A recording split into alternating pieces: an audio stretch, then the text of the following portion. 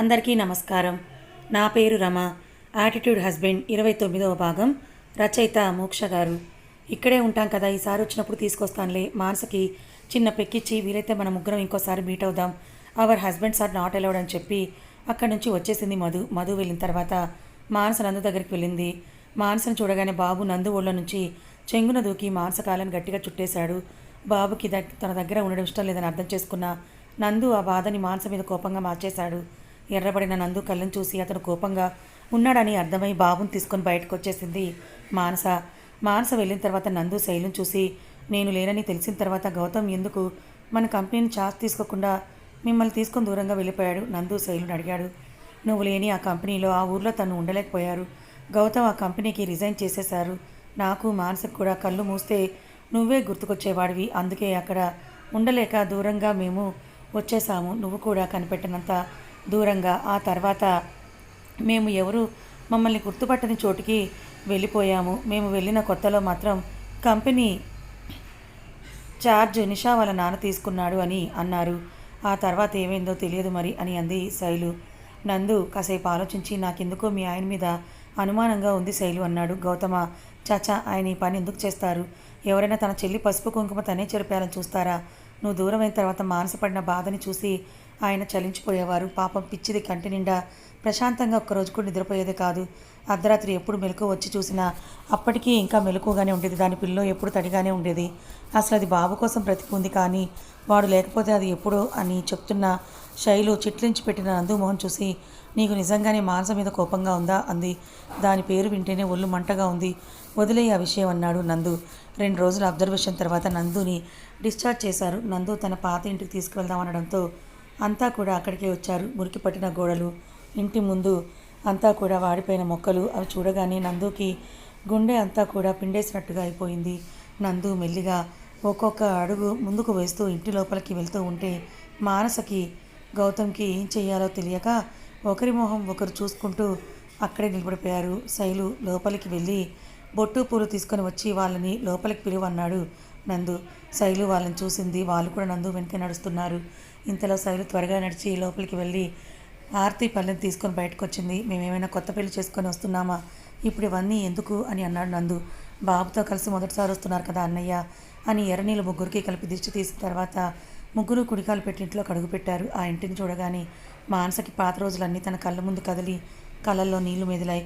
బాబు మానస dress పట్టుకొని లాగి, మనం మన ఇంటికి వెళ్దామా అని మెల్లిగా అడిగాడు. నందు వాడిని ఎత్తుకొని ముద్దు పెట్టుకుని, ఇదే మన ఇల్లు, నీకు నచ్చిందా అన్నాడు. నందు అంటే అసలే భయం. దానికి తోడు గోడలకు వేసిన పెయింట్స్ అన్నీ పోయి భూత్ బంగ్లాలో ఉన్న ఆ ఇంటిని చూసి తల అడ్డంగా ఊపాడు బాబు. నందు బాబుని ఎగరేసెత్తుకుని, 2 డేస్లో ఇంటిని నీకు నచ్చినట్టుగా రెడీ చేయించేస్తాను సరేనా అన్నాడు. తల వాల్చేసి వినపడినట్టుగా అన్నాడు బాబు. ఈ ఇంట్లో నీకు ఏ రూమ్ నచ్చిందో చూసి చెప్పు అని అన్నాడు వాడిని కిందకు దించుతూ. అదే అదనుగా బాబు మానస కాలని చుట్టేసి, మమ్మీ నేను నీతోనే ఉంటాను మానస్తో చెప్పాడు. కొత్త ప్లేస్ కదా, వాడు కొంచెం భయపడుతున్నట్టున్నాడు. మెల్లిగా అలవాటు అవుతాడులే, నువ్వు వెళ్ళి రెస్ట్ తీసుకో అంది శైలు. నందు రెస్ట్ తీసుకోవడం తన రూమ్కి వెళ్ళాడు. రూమ్ చుట్టూ గోడలపైన నందు మానస కలిసి దిగిన ఫోటోలు, వాళ్ళ పెళ్లి దగ్గర నుంచి మానస ప్రెగ్నెంట్గా ఉన్నప్పుడు దిగిన ప్రతి ఫోటో, మానస బెడ్రూమ్లో ఫ్రేమ్ కట్టించి పెట్టిన ఫోటోలు. వాటిని చూడగానే విసిరి అవతల గిరాటు వేయాలన్నంత కోపం వచ్చింది నందుకి. ఇంట్లో అందరూ ఉన్నారు అని ఏమీ చేయలేక బయటకు వచ్చి, శైలు ఆ రూమ్ అంతా పిచ్చి పిచ్చిగా ఉంది, నేను వేరే రూమ్లో పడుకుంటాను శైలుకి చెప్పి గెస్ట్ రూమ్లోకి వచ్చాడు నందు. అక్కడ బాబు నిద్రపుచ్చుతున్న మానస నందు రావడం చూసి కంగారుగా బెడ్ మీద నుంచి లేచింది. కారులో నుంచి ఇంటికి వస్తూనే కునికిపాట్లు పడిన బాబుని అప్పటికే నిద్రలోకి జారుకున్నాడు. ఇంకా ఆ రూమ్లో తెలివితో ఉన్న మానస నందు మాత్రమే. ఇప్పుడు తన కోపాన్ని బయట పెట్టినా కూడా ఎవరు పట్టించుకునే వాళ్ళే లేరు అని తెలిసి బయటికి పోవే అని అరిచాడు నందు. 2 రోజుల నుంచి నందుతో తనని అసహించుకోవడం తట్టుకోలేక మొదటిసారిగా నోరెత్తింది మానస కూడా. చంపేస్తాను, నన్ను ఇంకోసారి పేరు పెట్టి పిలిస్తే చంపేస్తాను, పో బయటికి ఇక్కడి నుంచి అని అంటూ కోపంగా అన్నాడు నందు. మీకెందుకు అంత మొండితనం? ఒకసారి నేను చెప్పేది వినిపించుకోవచ్చు కదా మానసతో చెప్తుంటే నందు మానస మెడపట్టుకుని బయటికి గెంటేసి డోర్ని లాక్ చేసేసి బాబుని గుండెలపై పడుకోబెట్టుకున్నాడు. నందు కొత్త చేతి స్పర్శ తగిలేసరికి నిద్రలో ఉన్న బాబు లేచి నందుని చూసి, మమ్మీ ఎక్కడా అన్నాడు. మమ్మీ వేరే రూమ్లో పడుకుంది, ఈరోజు నువ్వు నేను పడుకుందాంలే అన్నాడు బాబుని జోకొడుతూ బాబు నందు దగ్గర నుంచి బలవంతంగా లేచి నేను మమ్మీ దగ్గర పడుకుంటానన్నాడు. వదిలితే వాడు ఎక్కడ చేయి జారిపోతాడో అని నందుని ఒక్క మెట్టు దిగి సరే మమ్మీ ఇక్కడ పడుకుంటే నువ్వు ఇక్కడే పడుకుంటావు కదా అన్నాడు. తల నోట్ చేశాడు వాడు. నందు వెళ్ళి డోర్ ఓపెన్ చేశాడు. పక్కనే గోడకి జారబడి అక్కడే కూర్చునిపోయిన మానసని భుజం తట్టి లోపలికి రా అని సైగ చేశాడు. ముందు నోటితో చెప్తే వెళ్దాం అనుకుంది, కానీ కనీసం ఏదైనా పిలిచాడలే అనుకుని నందు వెనకే రూమ్లోకి వెళ్ళింది మానస.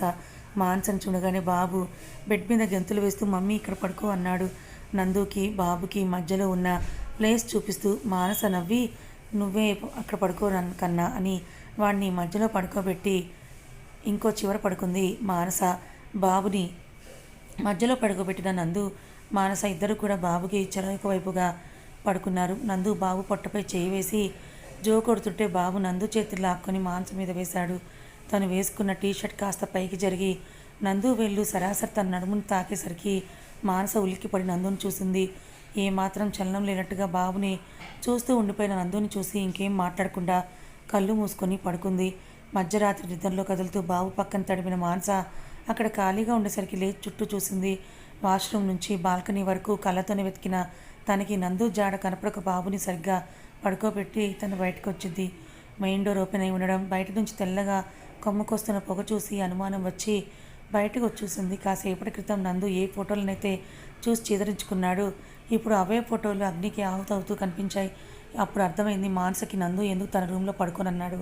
పెళ్ళైనప్పటి నుంచి ఎంతో ఇష్టపడి తీయించుకొని ప్రేమ కట్టించుకొని పదిలంగా దాచిన ఫోటోలవి. నందు లేడని తెలిసాక ఆ బరువుని బాధని మొయ్యలేక అక్కడే వదిలేసిన ఫోటోలు అలా బూడిద అయిపోతూ ఉంటే మానసకి గుండె తరుక్కుమంది. వస్తున్న కన్నీటిని తుడుచుకొని నందు దగ్గరికి వెళ్ళింది. అటువైపు తిరిగి ఉన్న నందుకి మానస వచ్చినట్టు తెలియదు. తన చేతిలో ఉన్న చివరి ఫోటోని అంటించి దాంతో సిగరెట్ కాల్చుకుంటున్న నందుని చూసి పట్టడానికి కోపం వచ్చేసింది మానసకి. దాంతో నందు దగ్గరికి వెళ్ళి నోట్లో సిగరెట్ లాక్కొని పడేసి మంటల్లో కాలుతున్న వాళ్ళ పెళ్లి ఆల్బం బయటికి లాగి చేత్తోనే ఆ మంటలు ఆర్పి ఏడుస్తూ గదిలోకి వెళ్ళిపోయింది. మానస వెళ్ళిన కాసేపటికి రూమ్లోకి వచ్చిన నందు వాష్రూమ్ నుంచి మొహం కడుక్కొని వస్తున్న మానస్ దగ్గరికి వెళ్ళి తనని గట్టిగా హక్ చేసుకున్నాడు. 2 క్షణాలకి జరుగుతుందేంటో అర్థం చేసుకున్న మానస తను కూడా నందు చుట్టూ చేతులు వేస్తుంటే నందు మానసను వెనక్కి నెట్టి వచ్చి బాబు పక్కనే పడుకున్నాడు. నందు గుద్దడంతో వాష్రూమ్ డోర్కి గుద్దుకున్న మానస నందు హక్ చేసుకోవడం అబద్ధం కాదని తెలియగానే మానస గుండెల్లో పట్టాలని సంతోషం. వెంటనే వెళ్ళి నందు చేతిపై చేయి వేసింది మానస. మానస స్పర్శకి కళ్ళు తెరిచిన మానస నిప్పు కణంలా ఉన్న నందు కళ్ళు చూసి కొంచెం జంకి నందు అని తిరిగి చేయి వేసింది. నందు తన చెయ్యిని విసిరి కొట్టడానికి ఏమీ చేయలేక బాబుకి ఇంకో పక్కన పడుకొని బాబు మీద చేయి వేస్తుంటే నందు బాబుని తీసుకుని తన గుండెల మీద పడుకోబెట్టుకున్నాడు. ఆ మర్నాడు బాబుకి పాలు పట్టిస్తూ ఉన్న మానస పక్కనే కూర్చొని రాత్రి వాడు ఏమైనా గోల చేశాడా అని అడిగాడు గౌతమ్. లేదని తల అడ్డంగా ఊపి వేడి పాల గ్లాస్ చెయ్యి మార్చి పట్టుకునేసరికి బంటగా అనిపించి అబ్బా గ్లాస్ పక్కన పెట్టి అరచేతిని చూసుకుంది. రాత్రి పెళ్లి ఆల్బంకి పట్టిన మంటలు ఆరుతుంటే చేతిపై కాలిన మచ్చ. అది గౌతమ్ కంటపడి మానస్ చేతిని తన చేతిలోకి తీసుకొని ఏమైందని అడిగాడు. ఏమీ లేదులే. గౌతమ్ చేతిలో తన చేతిని లాక్కుంది మానస. వాడు చేశాడా ఇది? గొంతు హెచ్చించి అడిగాడు గౌతమ్. నందు కాదు వదిలే అంది మానస. వాడు అసలు మనిషైనా? వాడు ఎందుకు ఇలా ప్రవర్తిస్తున్నాడు? అయినా ఇంత కష్టపడుతూ నువ్వు గౌతమ్ అంటూ ఉంటే నందు స్టెప్స్ దిగడం చూసి మానస గౌతమ్కి ఏమీ మాట్లాడొద్దని సైగ చేసింది. వాళ్ళిద్దరి మూగ సైగలు నందు కంట పడ్డాయి. కానీ అవేం పట్టనట్టుగా వచ్చి డైనింగ్ టేబుల్ దగ్గర కూర్చున్నాడు. అది చూసి మానస్ చేతిలో పాల గ్లాసుని గౌతమ్ చేతికిచ్చి వీడికి పాలు పట్టించు అని నందు దగ్గరికి వెళ్ళి అతనికి టిఫిన్ వడ్డించింది.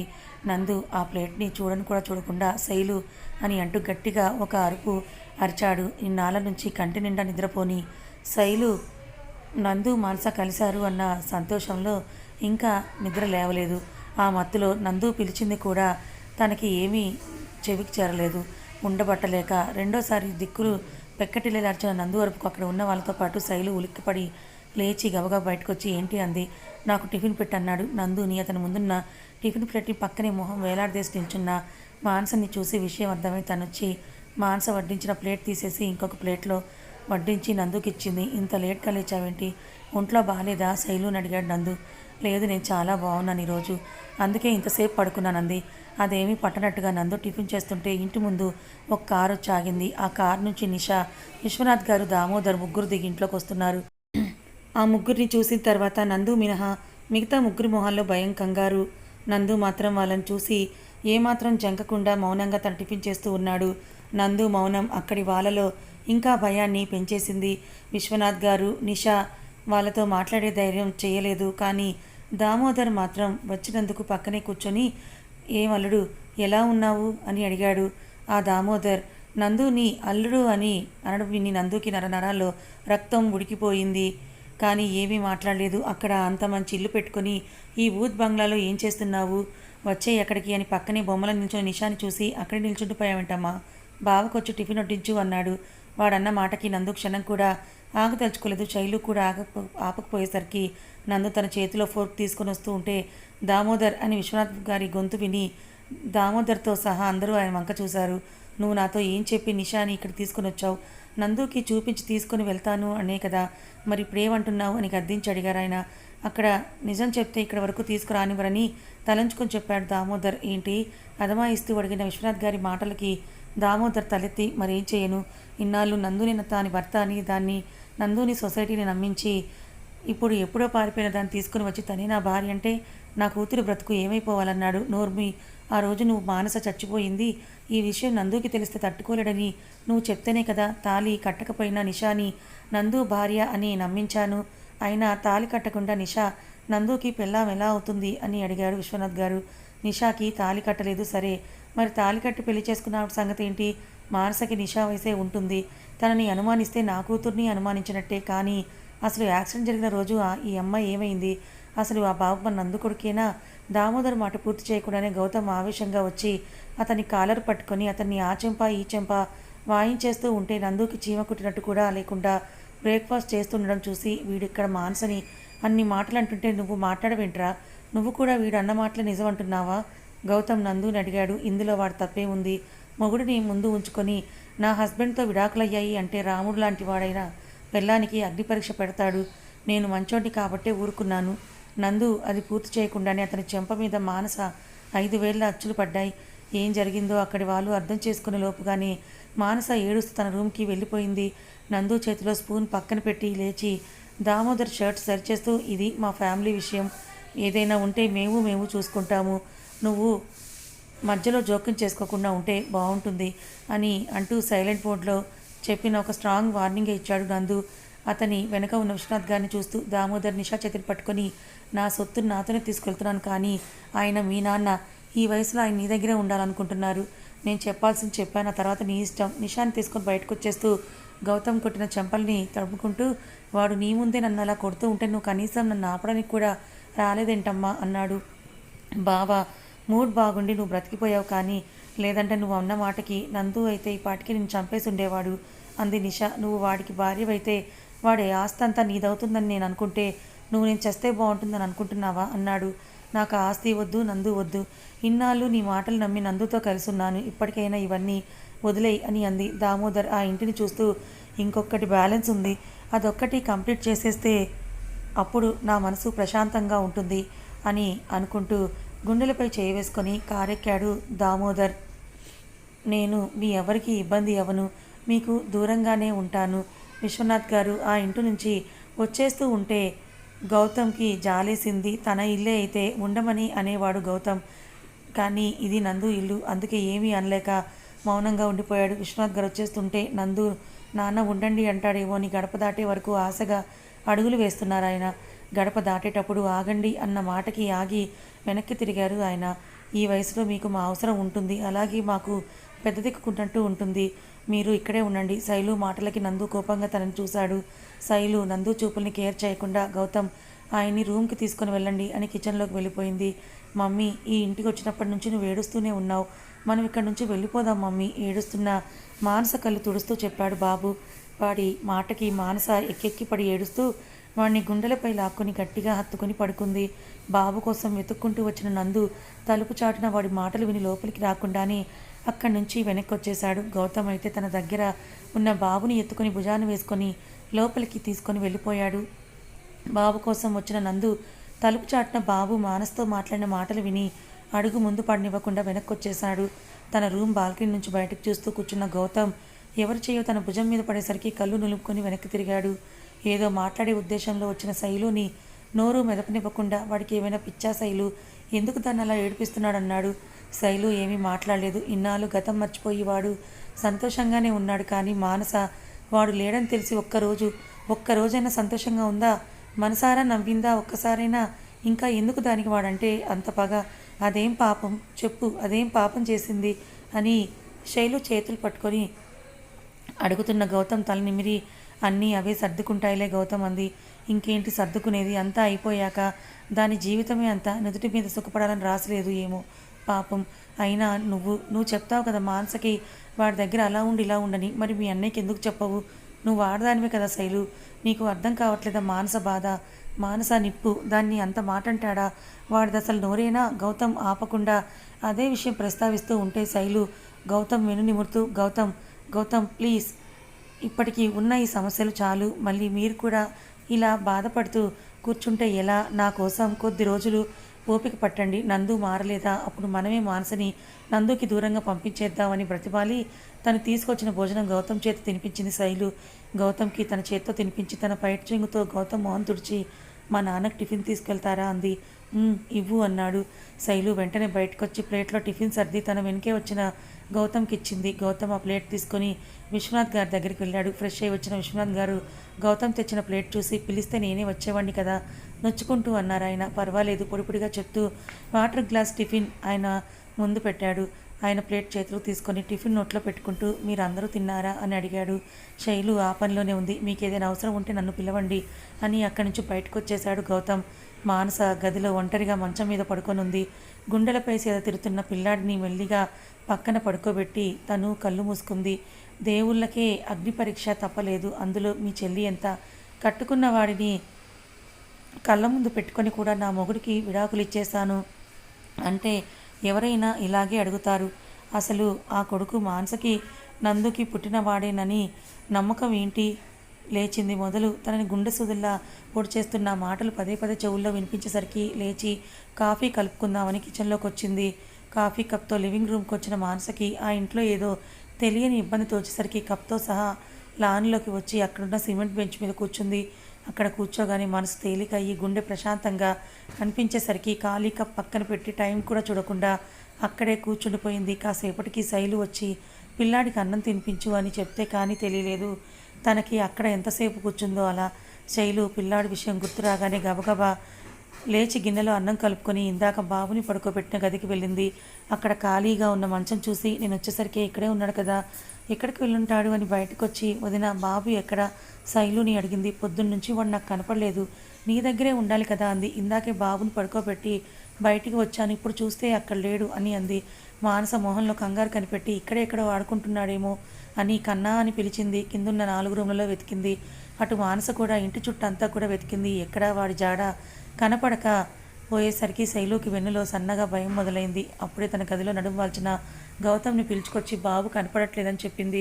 చిన్నపిల్లాడు వాడెక్కడికి వెళ్తాడు, ఇక్కడే ఎక్కడో ఆడుకుంటున్నాడేమో. విసుగ్గా లేచి బయటకొచ్చాడు. లేదు, మొత్తం అంతా వెతికాం, ఎక్కడా లేడు. గౌతమ్ వెనకే వస్తూ చెప్పింది శైలు. లివింగ్ రూమ్ మధ్యలో ఏమి చేయలేక చేతులు నలుపుకుంటూ నిలిచిన మానసం చూసి, ఇద్దరున్నారు, మళ్ళీ చిన్న పిల్లని చూసుకోలేకపోయారా అన్నాడు. ఇప్పటి వరకు నందు, ఇప్పుడు నువ్వు కూడా మొదలు పెట్టావా అని మనసులో అనుకొని వాళ్ళ బాటలు భరించడం కంటే ఇంకేం చేయలేని స్థితిలో తను ఉందని అర్థమయ్యి కిమ్మనకుండా నిల్చుంది మానస. ఇల్లంతా గౌతమ్ కూడా మరోసారి జల్లెడ పెట్టి బేలగా వచ్చి శైలు ముందు నిలబడ్డాడు. శైలు గౌతమ్ చెయ్యి పట్టుకొని, అన్ని రూమ్స్ వెతికాను కానీ అని అంటూ ఆపింది. గౌతమ్ తలెత్తి శైలుని చూసి కానీ అన్నాడు. శైలు తల తెప్పి వాళ్ళ నాన్న ఉన్న గది వంక చూసి, ఇక్కడ మన బాబు కోసం నేను వెతకలేదు ఇంతవరకు, తర్జన భర్జన పడుతున్నా కూడా ఆయన తలుపు కూడా తీయలేదు నాకెందుకో అంటూ గౌతమ్ కళ్ళలోకి సూటిగా చూసింది. అప్పుడే బయట నుంచి వస్తున్న విశ్వనాథ్ గారు శైలు అన్న మాటలు విని చేతిలో న్యూస్ పేపర్ని కిందకి వదిలేశారు. అంత నిశ్శబ్దంలోనో పేపర్ కింద పడిన వచ్చిన శబ్దానికి వెనక్కి తిరిగిన ముగ్గురికి గుమ్మం దగ్గర విశ్వనాథ్ గారు కనపడగానే గుండె చల్లుమన్నట్టుగా అనిపించింది. ఆయన కింద పడిన న్యూస్ పేపర్ని టీపాయ్ మీద పెడుతూ, టిఫిన్ చేయగానే 4 అడుగులు వేద్దామని అలా బయటకు వచ్చాను, నేను పిల్లాన్ని నిజంగానే చూడలేదంటూ చిన్న స్వరంతో చెప్తున్నా ఆయన్ని చూసి మానసకి జాలేసి, వదిన మీ రూమ్లో ఉన్నాడేమో అని అంది మావయ్య అని అంది. విరక్తిగా నవ్వారు ఆయన. ఆ నవ్వులో అంతరార్థం అక్కడున్న వాళ్ళందరికీ అర్థమైంది. సిగ్గుతో తలంచుకుంది శైలు. బాధపడటం తర్వాత, బాబు ఎక్కడున్నాడో చూద్దాం ముందు. నందు వచ్చాడంటే గౌతమ్ అంటుండగానే నందు కారు వచ్చి పోర్టుకోలో ఆగింది. వచ్చేశాడు. తల కొట్టుకున్నాడు గౌతమ్. అసలే నందుకి మానస మీద చంపేంత కోపం ఉంది. ఇప్పుడు బాబు కూడా కనిపించట్లేదని తెలిస్తే అని అంది శైలు. ఈ మాటలు మానస చెవిన చేరటం లేదు. తన మెదడు బాబు కనిపించటం లేదు అన్న చోటే ఆగిపోయింది. బాబు కనిపించట్లేదు అన్న విషయం నందుకి చెప్పేస్తేనే మంచిది. నందు మీద నమ్మకంతో చెప్పారు విశ్వనాథ్ గారు.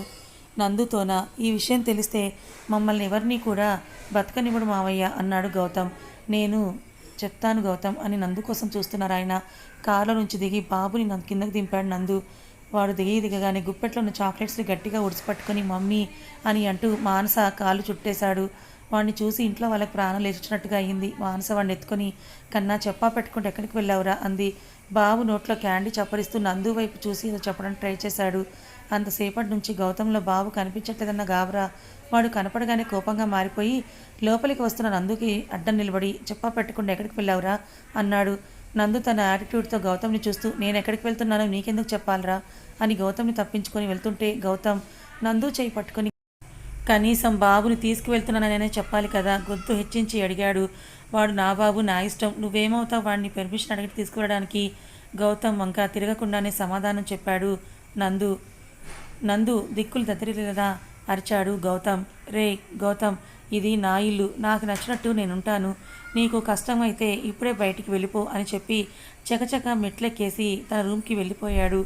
నందు అన్న మాటకి మొహం కొట్టేసినట్టు అయింది గౌతమ్కి. ఏం మాట్లాడలేక తలంచుకుని ఉన్న గౌతమ్ని చూసి, వెళ్ళిపో అన్నయ్య, ఇక్కడ ఉండి నా కోసం ఇన్ని అవమానాలు పడటం కంటే నువ్వు వెళ్ళిపో అని అంది మానస. వాడు అంటున్న మాటలకి, వాడి ప్రవర్తనకి ఎప్పుడో వెళ్ళిపోయేవాడిని, కానీ వాడి దగ్గర నిన్ను ఒక్కదాన్ని వదిలి వెళ్ళడానికి మనసు ఒప్పట్లేదు అన్నాడు గౌతమ్. మానస ఏమీ మాట్లాడలేక అక్కడి నుంచి తన రూమ్కి వచ్చేసింది.